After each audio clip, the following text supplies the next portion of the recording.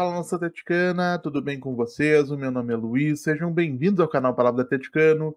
E no vídeo dessa sexta-feira nós vamos falar sobre 3 passos importantes para que as categorias de base voltem a ser protagonistas no projeto esportivo do Atlético Paranaense. Então fiquem comigo que logo depois da vinheta a gente volta para falar tudo sobre esse assunto.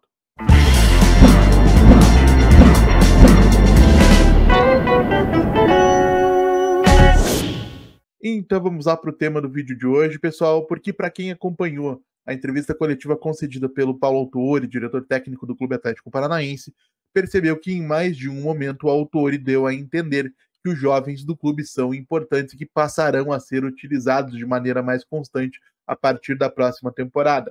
E para quem acompanha o canal aqui há muito tempo, sabe que eu sou completamente a favor disso. Eu acho que o Atlético tem sim que investir de maneira muito pesada nas suas categorias de base, até porque não há recursos financeiros em quantidade suficiente para que o Atlético monte um super time cheio de craques renomados e consagrados, como fazem alguns dos concorrentes aqui no futebol nacional. Então as categorias de base passam a ser um recurso importante, assim como desenvolver jovens jogadores de outros lugares.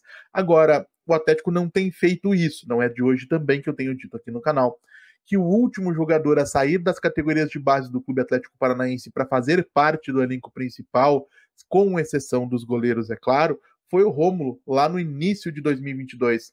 Na metade de 2023, a gente teve a promoção do Vinícius Cauê, no momento em que o Fernando se lesionou e o Lucas Esquivel ainda não tinha sido contratado, mas pela própria descrição que vocês acabaram de ouvir do momento, percebe-se que foi uma situação emergencial e pontual, tanto é que o Vinícius Cauê, logo na próxima temporada, que no caso é essa, acabou sendo negociado com o Guarani. Então, o que o Atlético precisa fazer, o que o Atlético precisa mudar, o que precisa ser diferente em 2025 para que as categorias de base possam voltar a oferecer talento, porque talento existe. Deixa eu dar uma calibrada na voz. Talento existe, gente. A gente tem nas categorias de base do Atlético Paranaense o zagueiro Marcão, o lateral esquerdo Leonardo Derek, zagueiro o Arthur Dias, o volante Carlos Eduardo Biro, tem Dudu, tem o próprio João Cruz, se você ainda quiser considerar, tem Emerson, tem Felipe Chiquete, tem uma série de jogadores que a torcida vê com muito destaque nas competições de base e que poderiam, em alguma medida, auxiliar na equipe principal. Alguns como titulares, alguns outros como reservas, outros compondo elenco.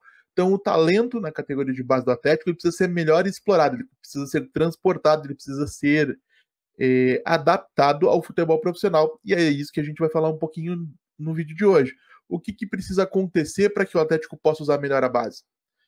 E o primeiro passo, e isso eu tenho dito desde o começo, retomada imediata do projeto de aspirantes no Campeonato Paranaense, porque existe uma necessidade absoluta de se conceder minutos aos jogadores formados nas categorias de base em um ambiente de futebol profissional e sem a pressão das principais competições. A gente está vendo agora em andamento o Campeonato Brasileiro, onde o João Cruz conseguiu, de maneira até bastante surpreendente, né, principalmente pelo talento que tem, se adaptar ao futebol profissional, se tornar uma opção para a comissão técnica, mas a verdade é que a grande maioria dos jovens, nesse ambiente caótico de troca de comandos, o Atlético em crise, disputando o Campeonato Brasileiro na parte de baixo da tabela, dificilmente vai chegar no elenco principal e conseguir render a ponto de ser útil, de ser destaque, de ser um craque, de ser um jogador bom, um bom jogador, de ser um bom reserva, né? A grande maioria dos meninos vai acabar se ficando introvertido nesse contexto. O Atlético precisa realmente colocá-los em um ambiente mais propício para o desenvolvimento deles.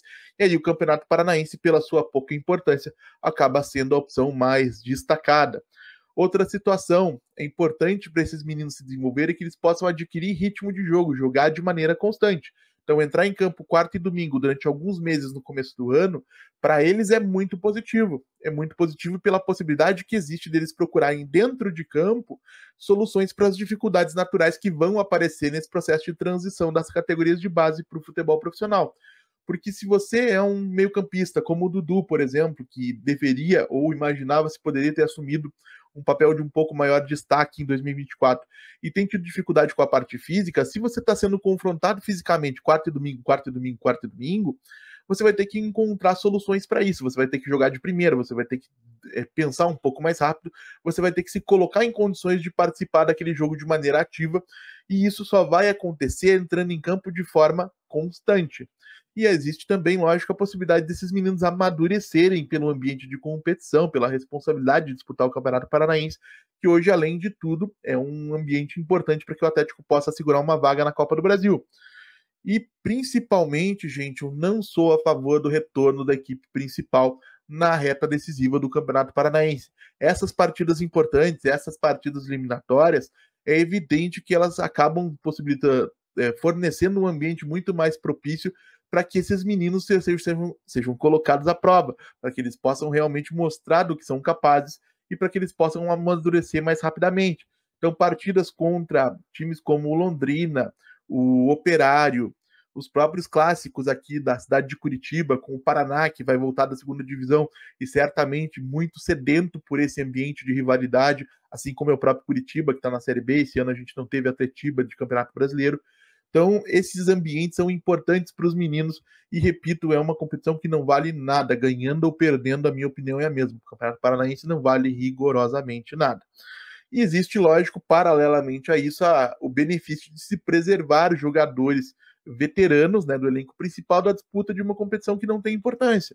Então, por exemplo, a gente teve o Fernandinho disputando nesse ano 11 partidas de Campeonato Paranaense, em todas elas passando nos 90 minutos em campo, e hoje a gente tem o Fernandinho com uma lesão grave, afastado da equipe no momento decisivo da temporada. Será que se ele tivesse sido preservado lá nesses 10, 11 jogos no começo do ano, tivesse feito uma pré-temporada melhor, ele não poderia estar à disposição nesse momento? É uma pergunta que eu me faço, não tem como a gente responder com certeza, que é uma situação hipotética, mas eu gostaria, eu acho que seria mais provável que o Fernandinho tivesse melhor e à disposição, caso a gente não tivesse passado por esse período de agrura lá nos áridos gramados do Campeonato Paranaense.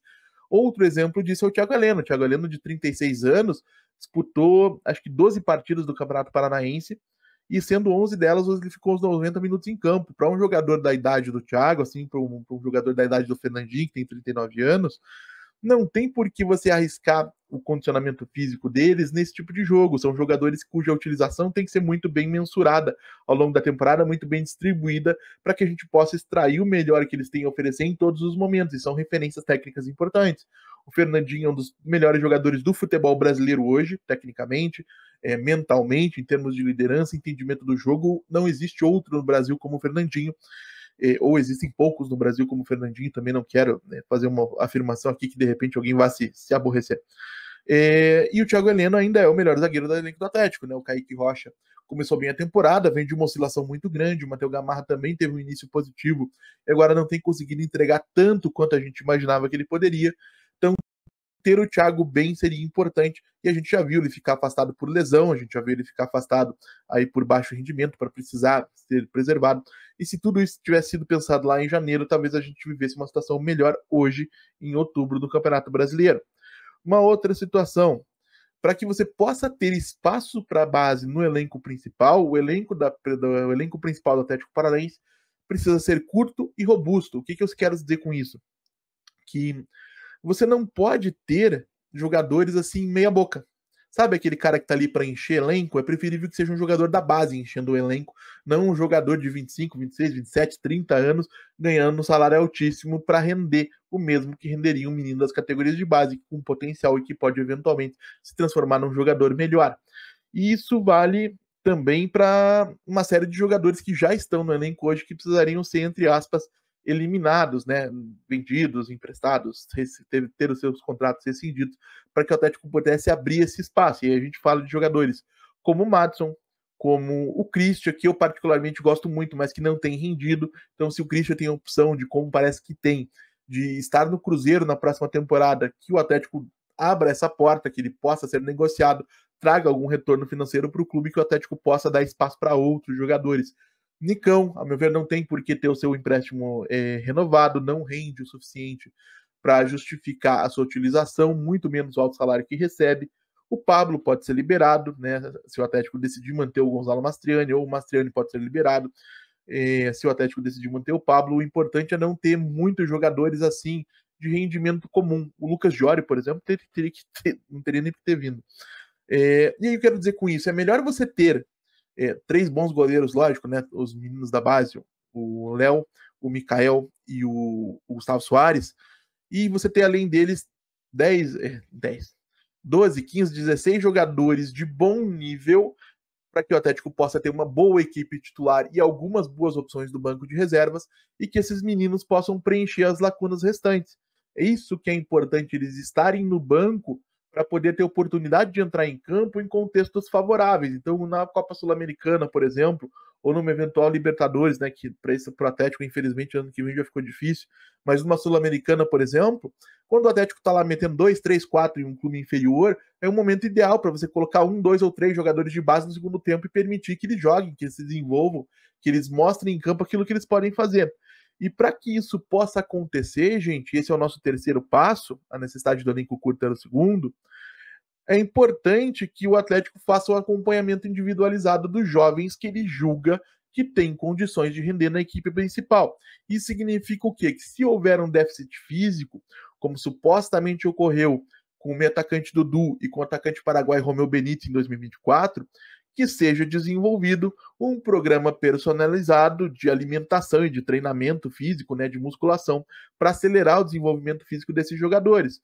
Se houver alguma dificuldade de adaptação ao futebol profissional, que o departamento de análise de desempenho do clube faça um acompanhamento personalizado, que passe relatórios individualizados para esse jogador na forma de vídeos, para que ele possa observar o que ele está fazendo de ruim e que a comissão técnica no gramado, né, do centro de treinamento possa fazer as correções necessárias para que esse jogador possa se desenvolver. Esse é um processo importante. A comissão técnica tem que ser ativa no desenvolvimento dos jogadores e não ficar somente esperando que eles se desenvolvam por conta, como acontece com alguns. Nesse ano a gente viu o João Cruz, como eu mencionei há pouco tempo, se desenvolvendo mesmo num ambiente que talvez não fosse tão propício para isso.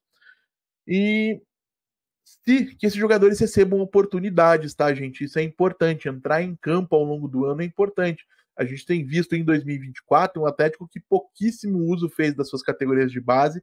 As exceções ficam sendo o Mikael, antes dele o Léo Link e o Bento, o João Cruz e a grande maioria dos outros, pouquíssimo foi utilizado. E aí a gente tem um sério problema. Porque para um clube que, como o Mário Celso Petralha declarou anteriormente, quer ser o principal formador do mundo, não dá para você formar tão pouco nem tão mal. Né? E para isso, uma parte importante do trabalho é que haja um profissional, talvez um auxiliar técnico, designado na comissão técnica da equipe principal para observar de perto as categorias de base, trazer ao treinador as opções que as categorias de base oferecem em termos aí de jogadores de cada posição, né? Então, isso existe em uma série de lugares, no Palmeiras mesmo isso existe, tem um auxiliar do Abel Ferreira que é responsável pela ligação das categorias de base com a equipe principal, e o Atlético tem que implementar. Salvo engano, há pouco tempo atrás, o Rodrigo Belão, esse técnico da equipe sub-17 do Atlético Paranaense, foi integrado à comissão técnica do Lúcio Gonzalez e ele poderia assumir esse papel, até porque é um profissional que já vem das categorias de base do clube, conhece muito bem a maior parte dos jogadores. E que jogadores das categorias de base que não estejam sendo aproveitados aí de forma constante, de maneira repetitiva, que quando não jogarem pela equipe principal, seja no final de semana, seja no meio de semana, tenham a oportunidade de jogar pela equipe sub-20, pela equipe sub-17, por uma equipe de aspirantes, o Campeonato Brasileiro de Aspirantes, que haja outras plataformas, outros lugares onde eles possam entrar em campo para manter o ritmo quando não forem acionados pela equipe principal. Entrar em campo é fundamental para o desenvolvimento desses meninos e essas possibilidades, por mais que elas não sejam as ideais para adaptação ao futebol profissional, acaba possibilitando que eles se mantenham prontos para passar por esse período de adaptação, mesmo que não estejam entrando em campo. E, lógico, uma última coisa que a gente não pode deixar de falar, até porque esse ano foi muito marcante justamente por isso, que haja em 2024 um comando técnico coeso e coerente, com continuidade na equipe principal, que o Atlético não tenha 3, 4, 5, 6 treinadores no mesmo ano, como a gente ainda corre o risco de ver em 2024 pela falta de decisões mais assertivas da diretoria. Então, se o Atlético quiser realmente assumir esse papel de clube formador, quem me acompanha aqui sabe, sou completamente a favor. Gosto muito dessa ideia, mas a gente tem que trabalhar mais, melhor e de forma mais séria esse processo de formação e de transição do futebol de base para o futebol profissional, uma coisa que o Atlético abandonou e não é de hoje.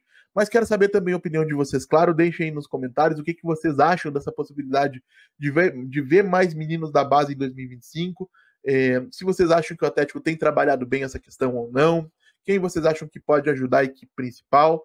Deixe aí nos comentários, como sempre digo aqui, eu leio todos e respondo todos. E se você está chegando agora, eu vou pedir que você deixe o seu like, se inscreva no canal, compartilhe o conteúdo em redes sociais. A gente volta a falar do Atlético Paranaense amanhã, aqui no canal Palavra do Atleticano. Muito obrigado mais uma vez pela atenção de todos e até a próxima.